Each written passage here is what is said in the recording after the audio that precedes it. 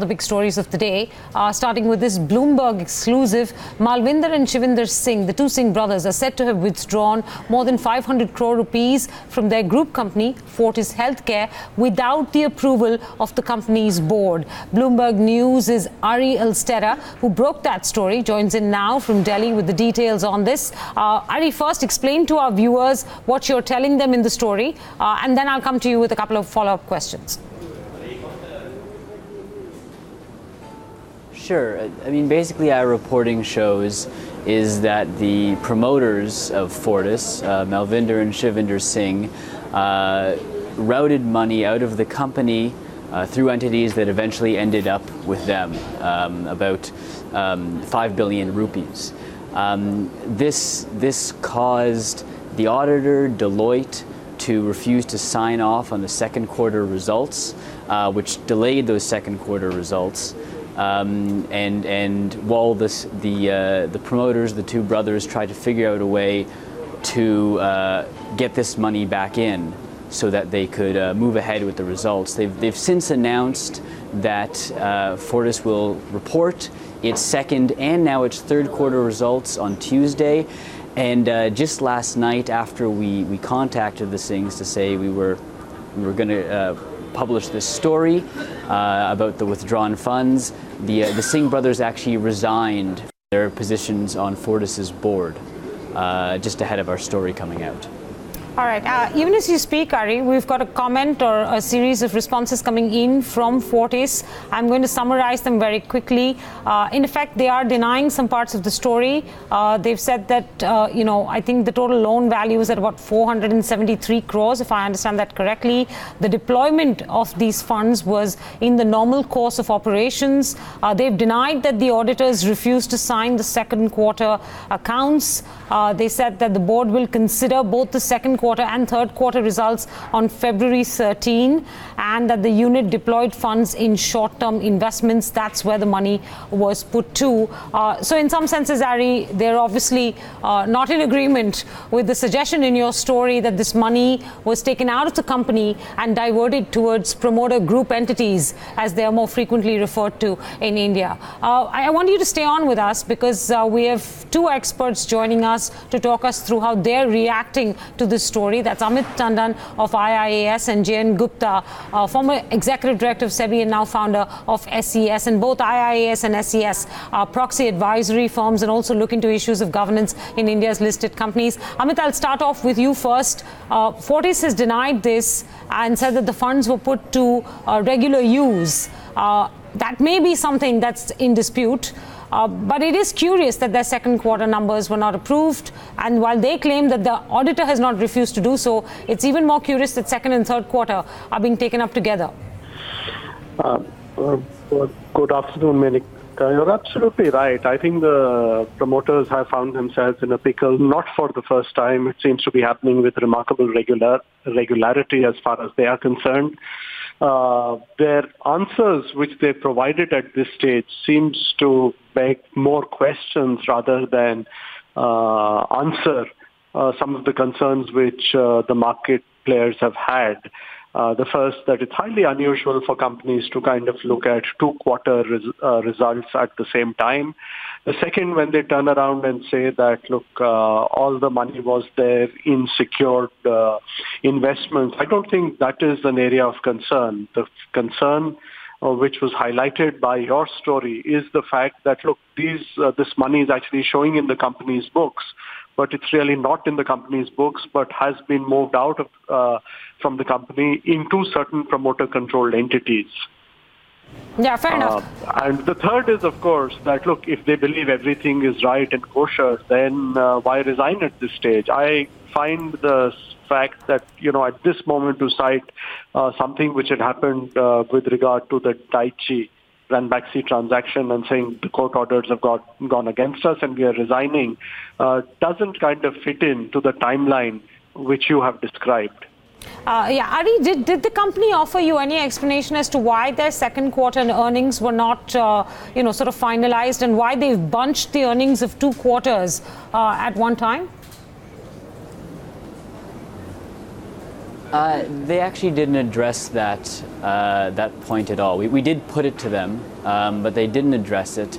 They didn't. A lot of the denials that they've put out in the statement, when we approached them, they didn't come with that to us. What they did do is they offered this explanation, highlighted by the previous speaker, as to, how the money went around and where the money really was. And we've included that in our story, but frankly, we stand by our reporting that money made its way to the promoters, and at the time that it was diverted out, it did not have approval of the board. All right. And were you able to ascertain what that money was put to use for? No, it wasn't clear from our reporting exactly what it was used for. I mean, obviously the financial situation of the Singh brothers is well known. They have a very large debt load at the holding company level. They've stated to credit rating agencies that they are working to pay it back through divestments and other maneuvers. They've had one default at that level. So, I mean, that's sort of the backdrop to this story, to this latest development. But in terms of what the specific funds that we found were taken out of Fortis, what they were used for by the promoters, it's not clear at this stage. All right, J.N. Gupta, what do you make of the details in not just the Bloomberg story, but the very fact, like I put to Amit, that they are looking at earnings of 2 quarters together, even though they're denying that the delay was not on account. The delay for the previous quarter, that's second quarter, was not on account of the auditor having refused to sign the earnings, as suggested in the Bloomberg story. They haven't explained, though, why they're running a delay. Minka, first of all, I would say that there is some sort of a regulatory lacuna, because the companies can go to ROC and say that they are not going to, or go to stock exchange, that they are unable to publish quarterly results. My issue there is that they should exactly say that what is the reason why they want to delay. If that is the case, then probably there will be more transparency. Now, coming back to the entire episode, now we have got 2 sides of the story. One says that auditor refused, the money went out of the company, and the other, the promoters are saying that no, money did not go, the results are not delayed because of this reason, blah, blah, all these things. Now, we as an investor, we as an analyst, really do not know what is the truth. But looking into the history, if you see in past what is happening in Religare, what is happening in Fortis, the story seems to be credible, and explanation from the management or the owners doesn't appear to be credible. But we cannot say for sure what is happening. The other issue is this, that if you see yesterday they resigned, and they say probably because of the rent-back thing, and banks are not extending loan to Fortis also, we do not want Fortis to suffer. I don't buy that theory. The issue is very clear that somewhere something is rotting in the entire Fortis and Religare empire. And if you see, they have been doing transfer from one company to another company, investment from one company to another company. It is a mess. And if you see entire performance of the entire Religare group and the market capitalization that has come down, the story is very clear that something is not right there. Okay. Ari, do you have a question for either of our guests before I jump in with the next one? Sure. One for Mr. Gupta. What would you say is the next step for regulators at this point? Now that our story is on the wire, I understand that the Ministry of Corporate Affairs would regulate these areas of corporate governance, and I'm wondering, what are they going to do? There could be multiple action, but the first and foremost will start from the stock exchange, seeking clarity from the company, what is that there. Then, if required, there will be investigation from SEBI, Stock Exchange, MCA, CS Fraud Office. But my point in all these cases is that in India, we have a system where any investigation and taking it to the logical conclusion is at least a process which will take a decade. And in this time, every money that has been siphoned off will be gone and investors will be still not getting anything. So the issue here is this, that somewhere we have to ensure that if there is a fraud like this or if there is any siphoning of money, the first and foremost should be catch hold of that money and ensure that it is not distributed here and there further. That is the biggest problem. But the four agencies can simultaneously go against, that is the Stock Exchange, SEBI, MCA and SFIO. But who will do this and how fast they will move, it is a question which none of us have answers. Even as we discuss this story, minutes after Bloomberg reported it, you can take a look at how the Fortis Healthcare stock is doing. It's up almost 17%, which is not typically how shares or stocks or shareholders react to stories which suggest that money was moved out of the company towards promoter, entities. I think, Amit, do you think that the market is reading not what is reported by Bloomberg today, but the fact that the two brothers stepped down from the board yesterday as a precursor towards the finalization of that very big deal that they've been hoping to pull off for several months now, which keeps making the headlines every now and then with the newspapers, but hasn't fructified as yet? Look, just given the past pattern of behavior which we've seen, the issues with Ranbaxy, some issues which India Horizon Fund and IDBI trustee have raised with regard to Religare, while the market at this moment is reacting to the fact that the Malvinder and Shivinder are no longer associated with the company, it just might be a little bit too premature. And the reason I mention this is the fact that, look, after Ranbaxy got sold, Daiichi realized that they'd been sold a herring, and they actually then went into arbitration before they finally won in both with an award with the arbitrator and in the High Court here.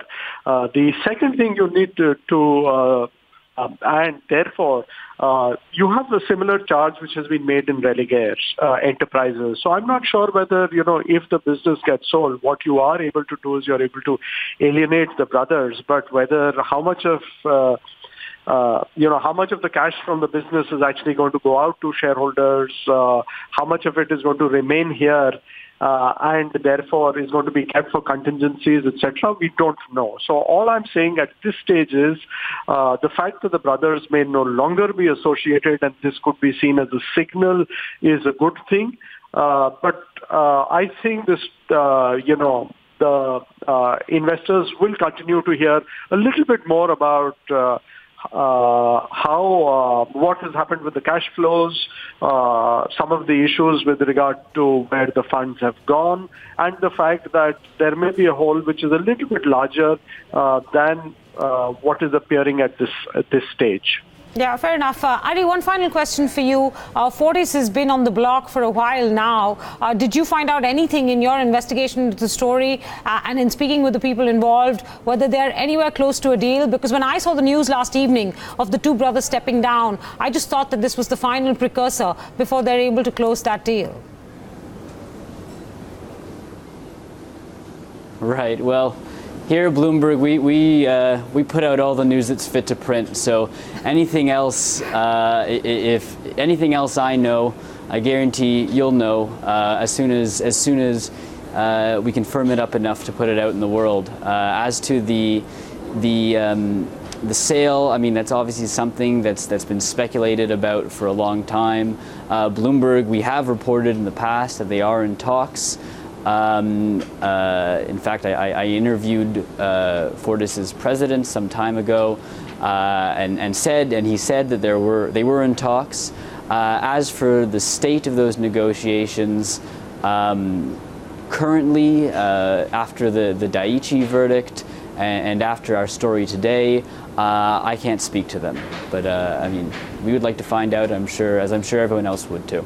All right, we'll leave it there. Thank you very much, Ari, for joining us and taking us through that story, and to Amit and Mr. Gupta as well. I think it's worth pointing out to our viewers that, with these, these infirmities and the actions that have taken place at Fortis, you also have to remember that Religare has been through some similar tumult where both the chairman and the director resigned as the company was facing RBI scrutiny, and we've seen big management turnover there as well. So this does not bode well for either of the Singh brothers. But on that note, I'm going to leave it there. You can find out a lot more about both the Fortis story and the Religare stories on BloombergQueen.com.